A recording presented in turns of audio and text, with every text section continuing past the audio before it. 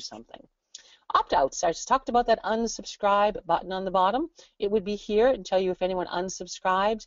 Your open rate here, not an exact science, but the open rate will tell you, give you a pulse as to who opened your email.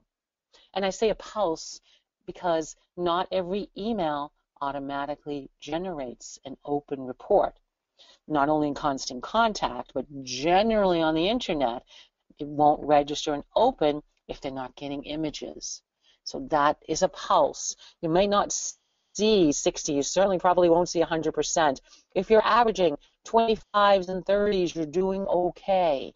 Don't think that 75% of the people did not see it or open it.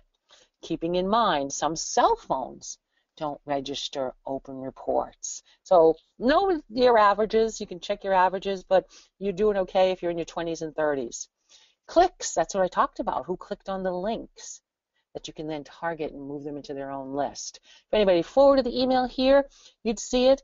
And also, this is the refresh button. Pretty much in live time, these reports come in. I got to tell you, I'm pretty addicted to this even to this day. I love to see what's happening after I sent an email out. So that's an idea as to what happens with reports, how easy it is to get the emails out. I'm going to go back to Dan.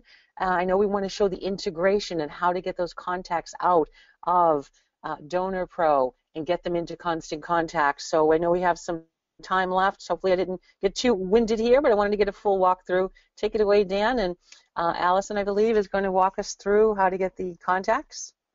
Anna Maria, thanks. Hang on just a second. We've got some questions open. I do want to cover them before we switch over to the Donor Pro side of the integration. I think we can answer most of these pretty quickly. Somebody wrote in, what defines an open? You were just talking about open rates. So I think what defines an open and how does an open get registered is the question.